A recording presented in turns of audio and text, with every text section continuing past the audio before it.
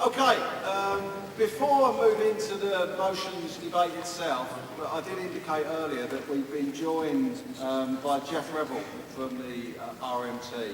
And I do propose at this point to call Geoff to the rostrum to pay tribute to his friend and ours, the sadly departed Bob Crow. Geoff's on the Council of Executives for the RMT. He's been a member of the RMT, an active member of the RMT for over 50 years. He's worked personally with Bob for many of those years. Indeed, he's been his personal assistant for 12 years. So without any further ado, I'd like to call on Geoff Revell, please, to join us on stage.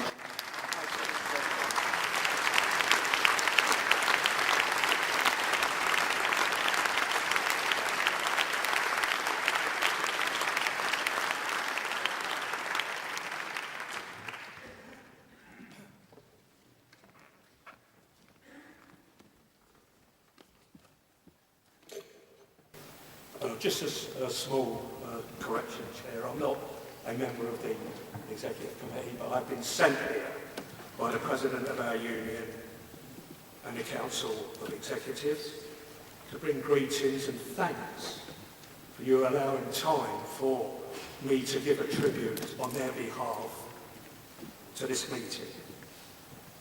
I'm also bringing a message from Bob's partner, Nicky, and his family, and it's a message of solidarity to success of this meeting.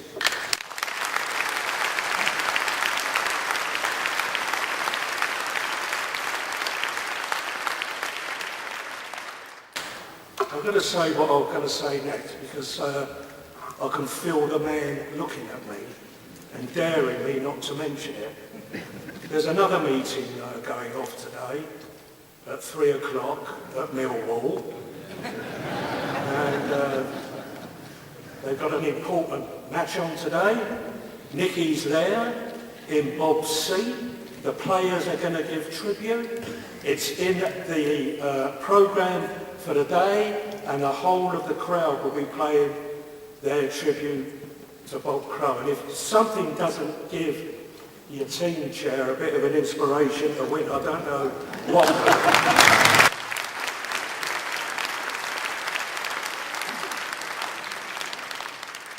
Of course, you must understand that the organisation that I'm representing today is in a bit of a trouble.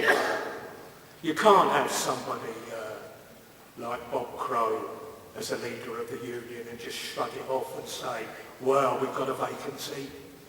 When you're in a union with Bob Crow, he was in your life, not just at your branches and at your workplace. So of course we'll experience a great loss. But to come on the back of that, the death of Bob's friend Tony Benn, it's really difficult for us to take the weekend. It is, isn't it? Let's be honest about it. I read a little saying yesterday. Leaders don't flock, they arrive one at a time. Well, we've lost a couple of precious ones this week, and let's hope somebody arrives here. And they did have more than the obvious in common that people out there ought to understand. They're ours, aren't they? They're from us. They're our people that we lost this week, bonded together as socialists. And that's our loss.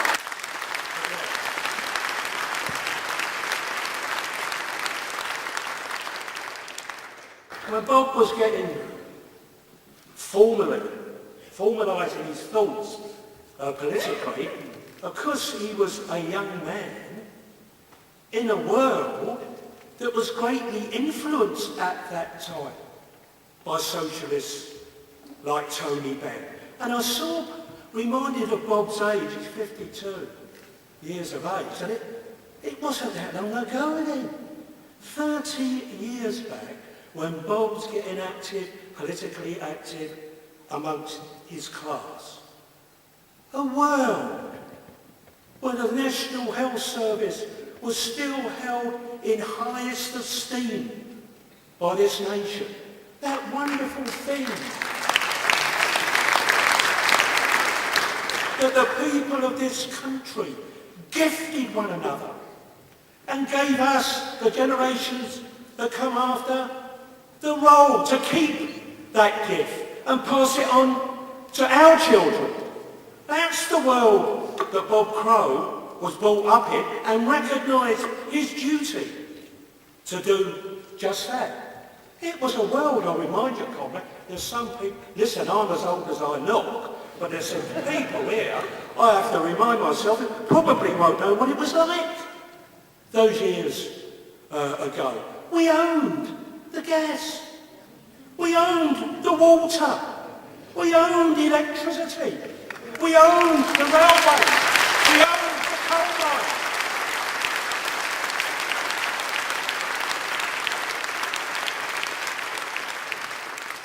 And you know, when you own things, it empowers you. Privatisation of those industries has disempowered you. And that's what Bob Crow understood in his politics.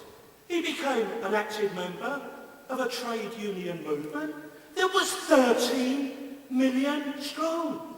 13 million, we're down to 6 now. 13 million.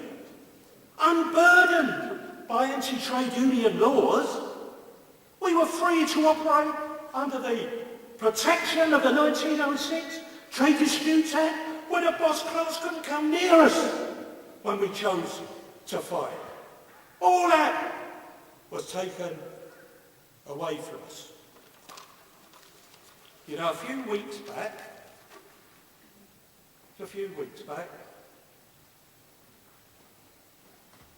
Bob Crow and his members were subjected to the most disgusting attack from the news media in this country that we've ever seen since Scargill during the miners' dispute.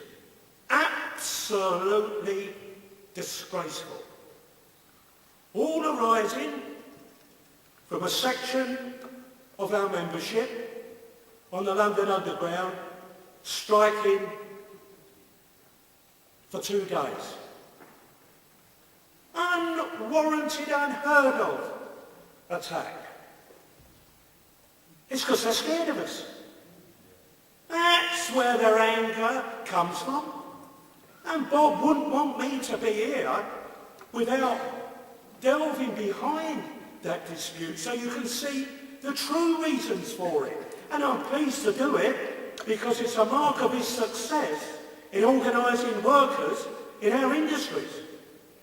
That strike down there, let me remind people, was the most selfless act by a group of trade unionists that in my 54 years I've ever witnessed. Those workers down there lost hundreds of pounds and committed themselves to losing further hundreds of pounds. Money they can't afford to lose.